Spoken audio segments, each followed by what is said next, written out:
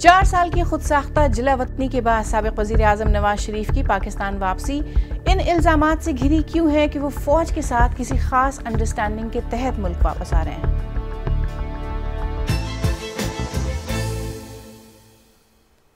नवाज शरीफ की 4 साल बाद मुल्क वापसी ऐसे हालात में हो रही है जब बाज़ सियासी मुखालफीन का दावा है कि उन्हें जानबूझकर इलेक्शन से पहले निशाना बनाया जा रहा है और नवाज शरीफ की वापसी से पहले ही उन्हें प्रोटेक्टिव बेल भी दे दी गई है। मैं हूं समरा फातिमा और आज सैरबीन में हम ये समझने की कोशिश करेंगे कि माजी में इस्टेब्लिशमेंट के खिलाफ डटे रहने के लिए मकबूल नवाज शरीफ पर अब इस्टेब्लिशमेंट से हाथ मिलाने के इल्जामात क्यों लग रहे हैं। लेकिन पहले चलते हैं दुबई और जायजा लेते हैं कि उनकी वापसी की वहाँ क्या तैयारियां चल रही हैं। हमारी साथी तरहब असगर वहाँ मौजूद हैं।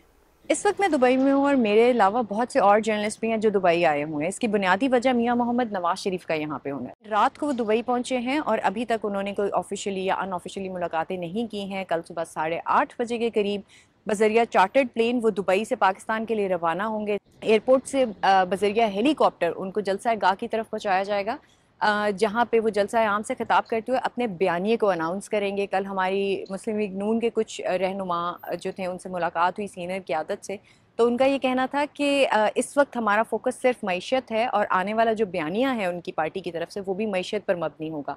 इससे पहले वो एंटी स्टैब्लिशमेंट बयानिए और उन लोगों के एहतसाब की बात करते थे खुल के, लेकिन अभी उस बयानिए पे खामोशी है और मईशत का जो बयानिया है उसके ऊपर वो खुल के बात कर रहे हैं।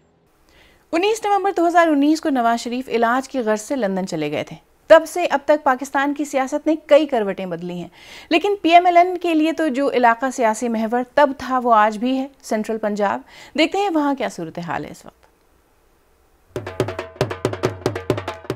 यहाँ पर उनको जहाँ एक तरफ अगर वहाँ उन्हें कानूनी मसाइल का सामना है, लेकिन इसके साथ साथ उन्हें जो सबसे बड़ा मसला होगा वो पाकिस्तान तहरीक इंसाफ का होगा, क्योंकि जब मियां नवाज शरीफ लंदन गए थे सन 2019 में उस वक्त हालात मुख्तलिफ थे और 2023 में हालात जो हैं वो बिल्कुल मुख्तलिफ हैं।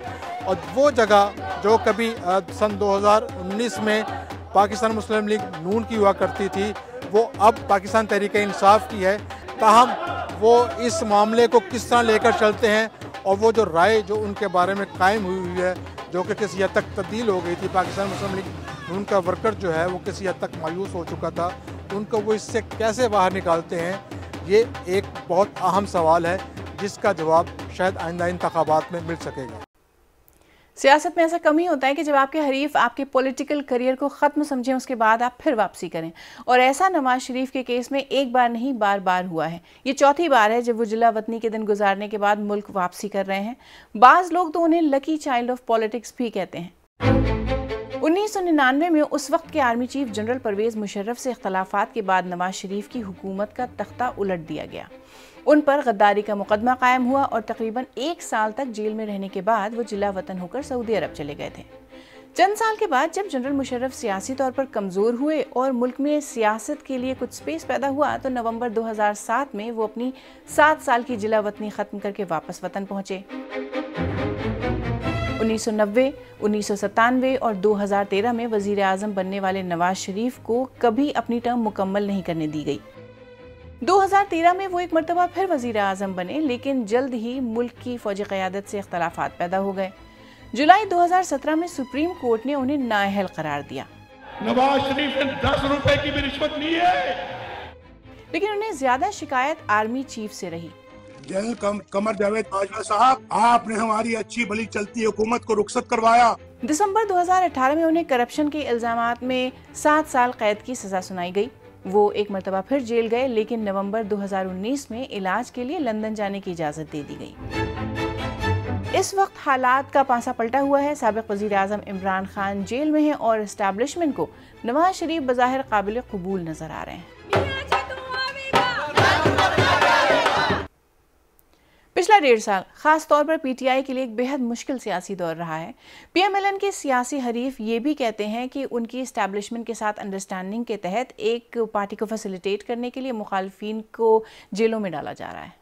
पाकिस्तान में राइजुल वक्त आइन और कानून में कहीं भी इस बात की गुंजाइश मौजूद नहीं जिसके तहत एक सजा याफ्ता मुजरिम और जेल से बीमारी के बहाने भागे हुए भगौड़े को प्रोटेक्टिव बेल दी जा सकती हो।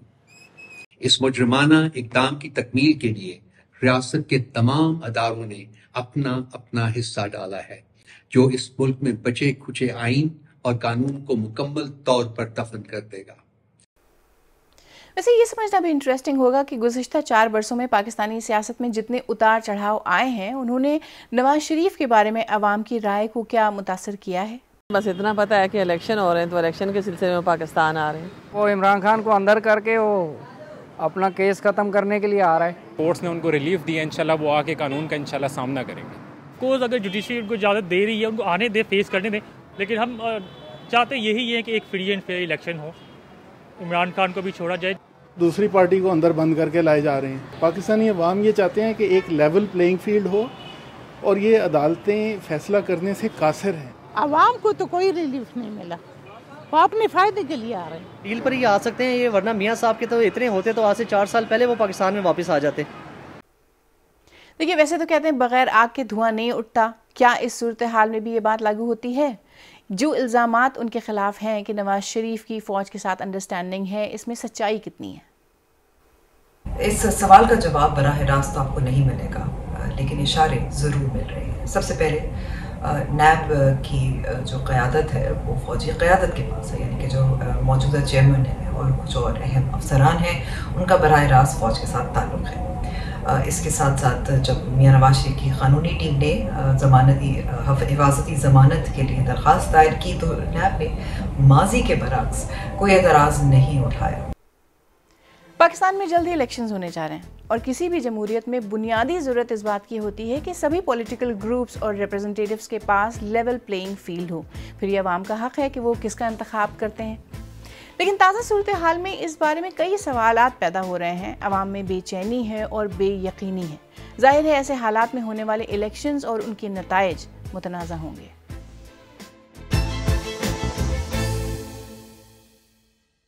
आपको हमारा प्रोग्राम पसंद आया है तो यहाँ बेल आइकॉन पर क्लिक करके हमारे YouTube चैनल को सब्सक्राइब कीजिए और सैरबीन की और भी किस्तें आप यहाँ देख सकते हैं।